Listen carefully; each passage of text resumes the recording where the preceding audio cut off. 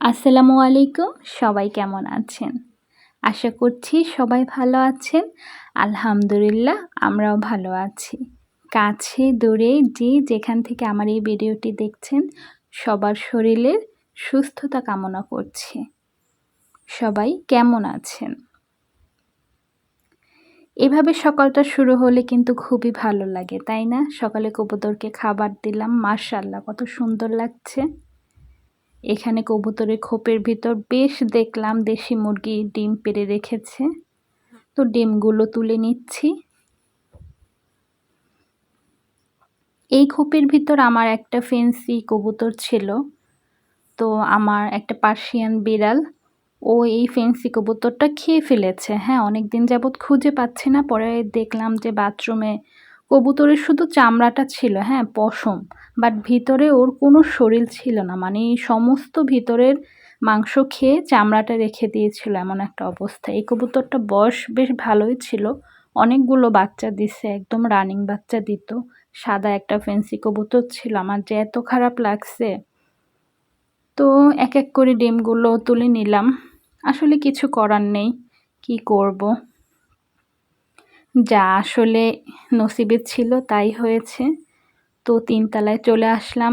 ৩ তলায় এসে দেখি সিরাজি কবুতরের খোপের ভিতরও মুরগিতে ডিম পেড়ে রেখেছে।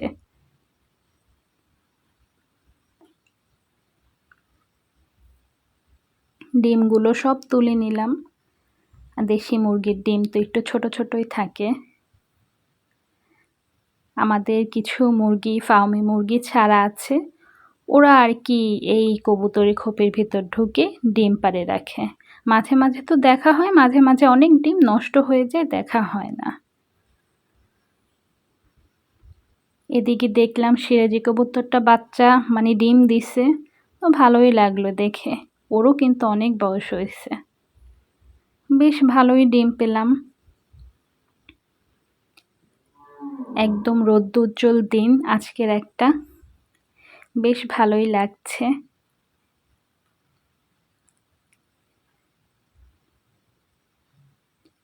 সকালটা এভাবে শুরু হলে কিন্তু খুবই ভালো লাগে, তাই না?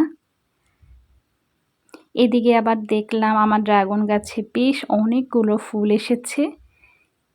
মাশাআল্লাহ, দেখি মনটা একদম ভালো হয়ে গেল। ড্রাগন ফুল কিন্তু আমার খুব পছন্দ, এগুলো যখন ফোটে তখন অসম্ভব অসম্ভব সুন্দর হয়। তো এক কাপ চা নিয়ে ছাদে আসলাম। আর এদিকে দেখুন কি অবস্থা, ড্রাগন গাছের ফুলে কতগুলো লাল পিঁপড়া উঠে একদম ফুলটাকে নষ্ট করার জন্য তোলপাড় চেষ্টা চালাচ্ছে অবিরত। এই পিঁপড়ার হাত থেকে যে কিভাবে রক্ষা করা যায়, কি ইউজ করা যায়, আসলে আমার জানা নেই। যদি আপনাদের জানা থাকে অবশ্যই কিন্তু কমেন্ট বক্সে জানাবেন। তো আজকে রাতে অনেকগুলো ফুল ফুটবে, রাতের দৃশ্যটা আপনাদের সাথে শেয়ার করব। তো সকালে চা আর এই হচ্ছে ঝাল ঝাল লাড়ু। বরিশালে কিন্তু এই লাড়ুটা খুবই বিখ্যাত। এদিকে হচ্ছে রাজশাহী থেকে 1 কার্টুন আম আসছিল। তো এদিকে আবার আমের একটা কাহিনী ঘটে গেছে। হ্যাঁ, আপনাদের ভাইয়ের নাম্বার দিছিল, তো আপনার ভাইয়ের নাম্বার ফোন আসছিল ঠিকই, কিন্তু সে ফোনটা রিসিভ করতে পারে নাই, যে কোনো কারণে হয়তো দেখে নাই। তো বেশ 2-3 দিন কুরিয়ারে ছিল, দেখতেই পাচ্ছেন নিচের আমগুলো একদম চাপে পড়ে নষ্ট হয়ে গেছে। তো এখান থেকে বেচে বেচে মানে যেগুলো একদম পেকে গেছে নরম হয়ে গেছে ওগুলো আগে উঠানো হচ্ছে। ভেবেছিলাম তো আম সবই নষ্ট হয়ে গেছে, তো দেখলাম যে না, নিচের যে আমগুলো ছিল ওইগুলো একটু নষ্ট হয়ে গেছে, আর উপরের আমগুলো বেশ ভালোই ছিল।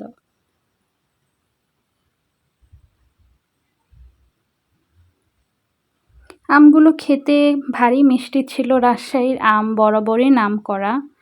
তো বেশ ভালো করে আম বেছে নিয়ে তারপর যেটা যেটা নরম সেটা একটা ঝুড়িতে, যেটা অর্ধ কাঁচা সেটা একটা ঝুড়িতে, যেটা একদম বেশি পাকা হয়ে গেছে ওটা আর একটা ঝুড়িতে, এরকম করে করে বেছে নেওয়া হয়েছে। বাসায় সবার আম পছন্দ, দেখা যায় রাতে খাবারের শেষে আম কাটতে বসা হয়, তো একাধারে আম কাটা হয় আর অন্যদিকে খাওয়া হয়, এমন একটা অবস্থা চলে। মানে আম পছন্দ নয় এমন ব্যক্তি হয়তো বা খুঁজেই পাওয়া যাবে না। এবার মাশাআল্লাহ আমাদের গাছেও বেশ অনেকগুলো আম হয়েছে। তো দেখা যায় যে আম কাটার জন্য খাওয়া হয়নি, অনেক আম নষ্ট হয়ে গেছে।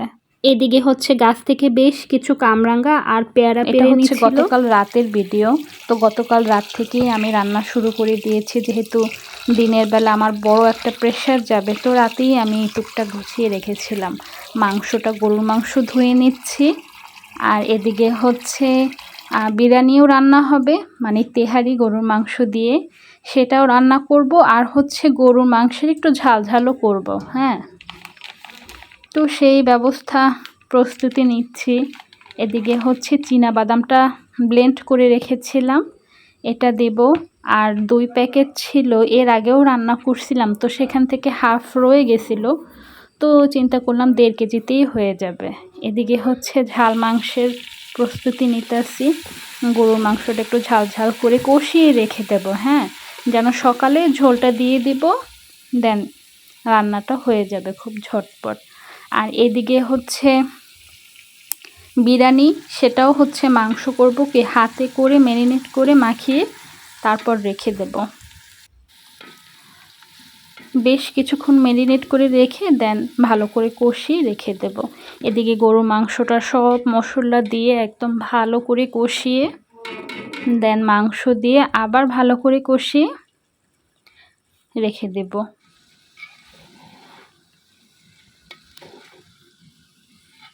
আজকাল যা গরম পড়ছে না, এই গরমের ভিতরে সকালে রান্না করাটা, সংসারের সব কাজ করে রান্নাঘরে গিয়ে রান্না করা বেশ কষ্টকর হয়ে যায়। হ্যাঁ, পাকের ঘরে তো এমনিতেই গরম থাকে, চুলাটা সব সময় অন থাকে, সেই গরম মানে বাহিরের গরম, ঘরের গরম, চুলার গরম, সব মিলিয়ে আমাদের গৃহিণীর যে কি কষ্ট হয় এটা শুধু আমরাই ফিল করতে পারি। হ্যাঁ, রান্না করতে কিন্তু অনেক সময় লাগে, কিন্তু খেতে গেলে দেখবেন কোনো সময় নেই, সবাই খাচ্ছে।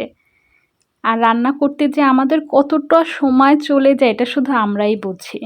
তো এর জন্য আমি সব সময় চেষ্টা করি রান্নাটা অর্ধেক রাতে গুছিয়ে রাখতে, যেন সকালে আমি একটু ইজিলি রান্নাটা করতে পারি।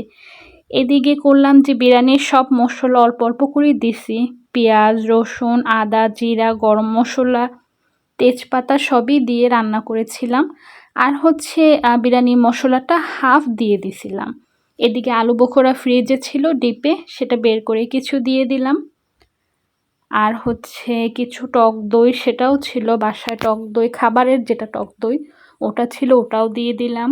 আর বাদাম বাটাটাও দিয়ে দিলাম, এটা কিন্তু আমি পরে দিয়েছি। হ্যাঁ, যখন আমার মাংসটা হাফ প্রায় হয়ে গেছে এর আগে আগেই দিয়েছি, কারণ এটা আগে দিলে দেখা যাবে কি বাদাম, টক দই এগুলো না মাংসটা পাতিলের নিচটায় লাগিয়ে দেয়, এর জন্য পরে দিয়ে একটু ভালো করে কষিয়ে নিলেই কিন্তু হয়ে যায়, কষ্ট হয় না, নয়তো দেখা যায় বারবার নাড়তে হয়। এদিকে আমার মাংসও কষানো হয়ে গেছে, আলু দিয়ে একদম ভালো করে গুছিয়ে রাখলাম। রান্না করতে করতে 1:45 বেজে গেছে। এদিকে ছাদে গিয়ে হঠাৎ আমার চোখে পড়ল যে ওই যে বলেছিলাম সকালে ড্রাগন ফল ফুটবে রাতে অনেকগুলো, দেখুন মাশাআল্লাহ কতগুলো যে ড্রাগন ফুল ফুটেছে। আমার যে কি পছন্দ এই ফুলগুলো, আমার মনে হয় আপনাদের দেখলে মন ভালো হতেই হবে। হ্যাঁ, না হয়ে কোনো উপায় নেই। বেশ বড় বড় জাম্বো সাইজের সাদা সাদা ফুল ফোটে, সাদা রং আমার বরাবরই খুব পছন্দ। আর এরকম ফুল মানে আমি যে এতক্ষণ কাজ করেছিলাম সব কষ্ট এক নিমেষেই শেষ হয়ে গেছে, এরকম একটা অবস্থা। খুবই ভালো লাগতেছে, যেটা আমি প্রকাশ করতে পারবো না। তো আমার খুব ক্ষুধা লেগে গেছিলো। এদিকে ফ্রিজে চকলেট ছিল। আমার সম্পর্কে বেয়াই হয়, হ্যাঁ, মানে আমরা বেয়াই বলে ডাকি। আমার হচ্ছে আপনার ভাইয়ের ফ্রেন্ড, হ্যাঁ, তো মানে এমনিতেই আমরা রসিকতা করে বেয়াই বেয়াই বলে ডাকি। তো আমার চকলেট পছন্দ, এর জন্য আমাকে একটা চকলেট গিফট করছিল। তো রাতে ক্ষুধা লেগে গেছিলো, তো বসে বসে ফ্রিজ থেকে বের করে ঠান্ডা ঠান্ডা চকলেট খেলাম। তো সকালে ঘুম থেকে উঠেই আমি আগেই আসলে সেমাইটা রান্না করে রেখেছি। আগে গতকাল রাতে আমি সেমাইয়ের জন্য দুধটা একদম প্রিপেয়ার করে রেখেছিলাম। দারচিনি, এলাচ, চিনি দিয়ে একদম দুধটা ভালো করে ফুটিয়ে ঘন করে রেখেছিলাম। সকালে দুধটা গরম করে আর সেমাইটা ঘিতে ভেজে তারপর দুধের ভিতর দিয়ে দিলাম। বেশি বলক দিতে হয় না, হ্যাঁ, 1 মিনিটেরও কম। অল্প সময় বলক দিলে সেমাইটা একটু শক্ত শক্ত থাকে, পরে সেমাইটা দুধটা একদম পুরোপুরি খেয়ে নেয়, শক্ত শক্ত থাকে সেমাই, খুব মজা হয়। আমি এরকমই সবসময় রান্না করে ঠান্ডা হলে তারপর নর্মাল ফ্রিজে রেখে দিই।